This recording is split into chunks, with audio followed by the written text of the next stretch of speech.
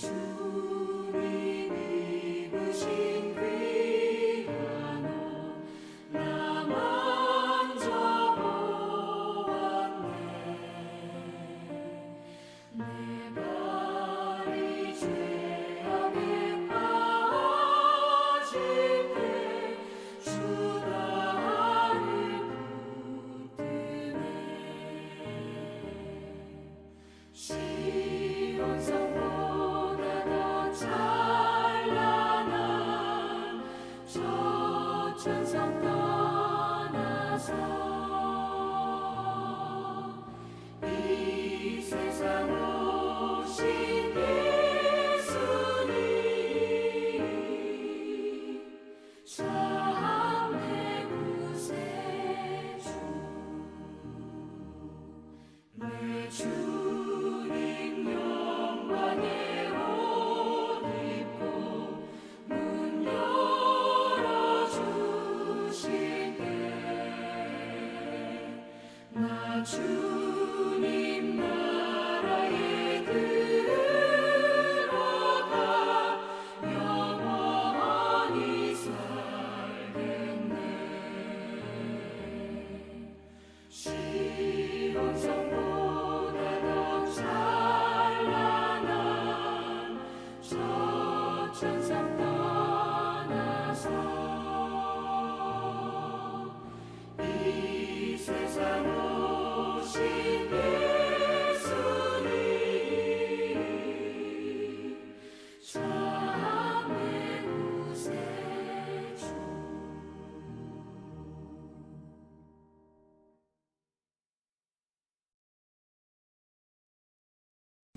오늘 보실 말씀은 누가복음 9장 28절에서 36절까지의 말씀입니다.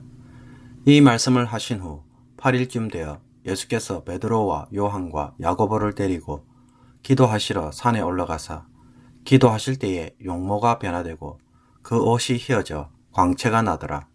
문득 두 사람이 예수와 함께 말하니 이는 모세와 엘리야라. 영광 중에 나타나사 장차 예수께서 예루살렘에서 별세하실 것을 말할세.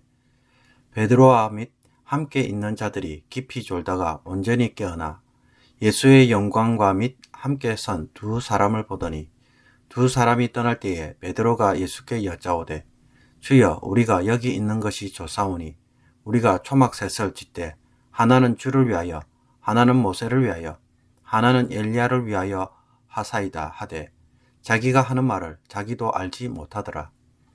이 말 할 즈음에 구름이 와서 그들을 덮는지라. 구름 속으로 들어갈 때에 그들이 무서워하더니 구름 속에서 소리가 나서 이르되 이는 나의 아들 곧 택함을 받은 자니 너희는 그의 말을 들으라 하고 소리가 그치매 오직 예수만 보이더라. 제자들이 잠잠하여 그 본 것을 무엇이든지 그 때에는 아무에게도 이르지 아니하니라. 아멘. 어느 교회에 가든 신비적 체험을 사모하는 사람들이 있습니다. 사실 신비적 현상은 일상의 경험을 넘어서는 특별한 체험이기에 누구나 한 번쯤 경험해 보기를 원합니다. 그리고 그런 체험을 하고 나면 그것은 자신을 매우 특별한 사람으로 만들어줍니다. 마치 자신을 영적으로 매우 대단한 사람으로 혹은 구별된 사람으로 만들어주기 때문입니다. 왜냐하면 남들은 경험하지 못하는 것을 경험했기 때문입니다. 마치 한정판 시계, 한정판 신발, 한정판 자동차를 소유하면 그 물건을 통해 자신도 매우 특별한 한정판 인생으로 만들어주는 느낌을 받기 때문입니다. 오늘 본문에 따르면 베드로는 요한과 야고보와 함께 예수님의 산기도에 따라갔을 때에 특별한 체험을 합니다. 예수님이 기도 중에 용모가 변화되면서 옷이 하얗게 되고 빛이 나는 것입니다. 그리고는 모세와 엘리야가 나타나서 예수님과 이야기를 합니다. 세상에 태어나서 처음으로 경험하는 특별한 일이었습니다. 마치 모세처럼 시내산에서 하나님을 경험한 것과 같은 놀라운 체험이었습니다. 아마 우리도 이와 같은 것을 꿈으로 꾸었다고 하면 이것만으로도 매우 특별한 경험이 될 것입니다. 베드로의 이런 마음은 33절에서도 분명히 나타납니다. 베드로가 예수께 여짜오되 주여 우리가 여기 있는 것이 좋사오니 우리가 초막셋을 짓되 하나는 주를 위하여, 하나는 모세를 위하여, 하나는 엘리야를 위하여 하사이다. 베드로는 이런 신비적 체험이 너무 좋아서 결코 벗어나고 싶지 않았던 것입니다. 아마 우리도 그런 마음이 들지 않겠습니까? 그런데 누가복음서에서는 베드로의 이 말에 대해 이런 토를 답니다. 자기가 하는 말을 자기도 알지 못하더라. 베드로도 무슨 정신으로 무슨 생각으로 이런 말을 하는지도 모르고 횡설수설했다는 것입니다. 베드로의 횡설수설은 다른 것에 있지 않습니다. 이 사건이 의미하는 바는 전혀 깨닫지도 못하고 그저 뭐만 좋았던 것입니까? 신비적 체험 그 자체만 좋았던 것입니다. 그래서 너무 좋은 마음에 이런저런 말을 내뱉었는데 알고 보니 전부 뒷북치는 소리였다는 말입니다.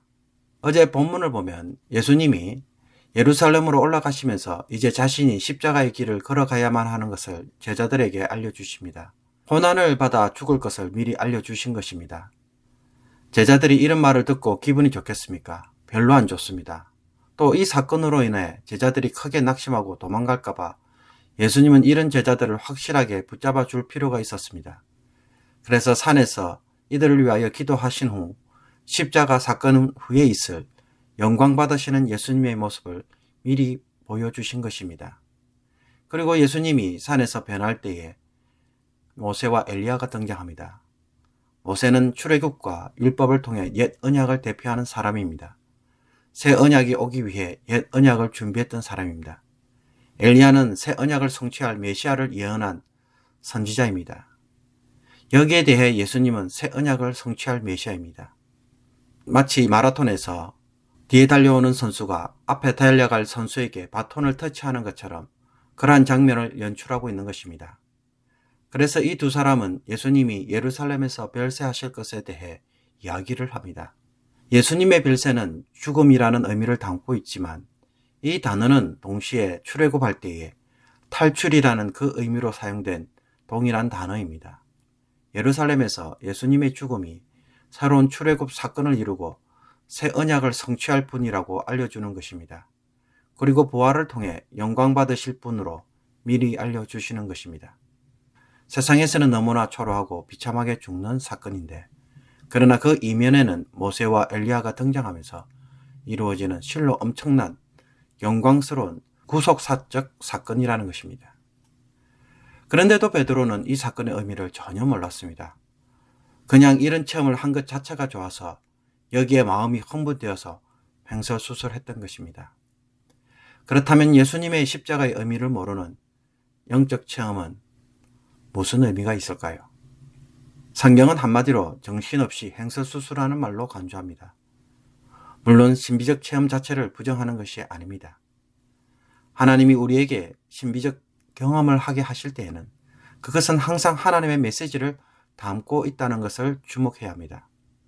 그리고 이 메시지의 핵심은 무엇입니까? 예수님을 통해 이루어지는 복음의 의미입니다. 이것을 깨닫지 못하는 상황에서 신비적 체험을 한다면 그것이 도대체 무슨 소용이 있겠는가라는 것입니다. 그저 내 영적 체험을 위해서 사용하는 것이라고 한다면 하나님이 그것을 좋게 여기시겠습니까? 이것을 위해 어떤 이들이 밤새도록 산기도를 하거나 혹은 40일 금식 기도를 통해 영적 체험을 구한다면 그것은 베드로의 오류에 빠지는 일밖에 되지 않을 것입니다. 그런데 이와 반대로 이런 체험을 하지는 못했지만 사도들의 증거와 성경을 통해 우리가 예수님의 십자가와 부활의 영광을 깨닫고 여기에 대해 마음이 뜨거워지고 그래서 고난도 주저하지 않으며 기꺼이 주님이 걸어가신 십자가의 길에 동참하겠다고 한다면 어떻게 됩니까? 한마디로 베나산에서 예수님의 영광을 경험한 자와 다를 바가 없을 것입니다. 굳이 그런 체험을 할 필요가 없을 것입니다. 이미 복음을 통해 그 결과를 우리가 경험하고 있기 때문입니다. 그러므로 베드로가 경험한 이 신비적 체험이 오늘 우리에게 교훈한 바가 있다면 그것은 신비적 체험 자체를 구할 것이 아니라는 것입니다. 그것보다는 우리가 먼저 구해야 할 것이 성령을 통해, 성경을 통해 예수님의 십자가와 부활 사건이 가지는 그 의미를, 그 영광을 더 깊이 깨닫는 것에 있다는 것입니다. 이것에 대하여 우리가 성숙되어져 간다면 우리는 이미 베드로가 경험한 그 체험의 자리에 서 있는 사람입니다.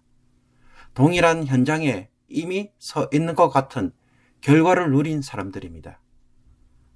하나님은 그것 때문에 그 사건을 경험하게 하신 것입니다.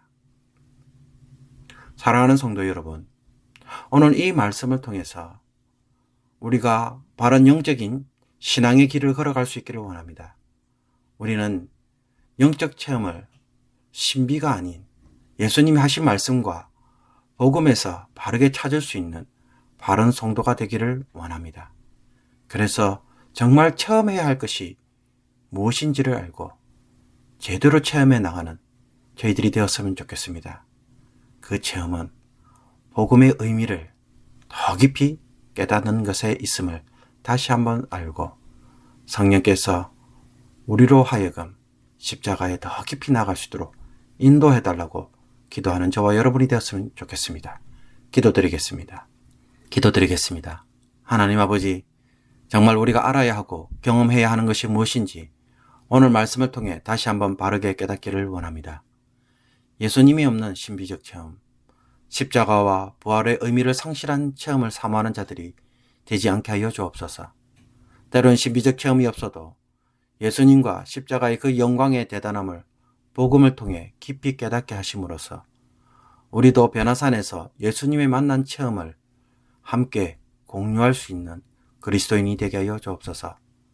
그저 마음이 뜨거워지거나 혹은 우리의 감정의 흥분을 영적 체험으로 삼지 말게 하여 주시고 복음의 깊이와 넓이와 크기를 더 깊이 깨달아 가도록 이것을 우리의 마음의 중심에 삼고 사모하는 귀한 성도들이 되게 하여 주옵소서.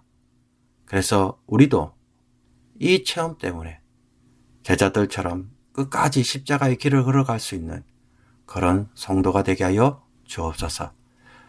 세상의 영광보다 부활의 영광이 더 대단함을 마음속에 체험하여 주셔서 오늘도 세상에서 실패가 아닌 승리로 살아가는 멋진 성도들이 다 되게 하여 주옵소서. 우리 주 예수 그리스도의 이름으로 기도합나이다. 아멘. 주기도문으로 마치겠습니다. 하늘에 계신 우리 아버지여, 이름이 거룩히 여김을 받으시오며 나라의 임하옵시며 뜻이 하늘에서 이룬 것 같이 땅에서도 이루어지이다. 오늘날 우리에게 일용할 양식을 주옵시고 우리가 우리에게 죄 지은 자를 사하여 준 것 같이 우리의 죄를 사하여 주옵시고 우리를 시험에 들게 하지 마옵시고 다만 악에서 구하옵소서. 대개 나라와 근세와 영광이 아버지께 영원히 있사옵나이다.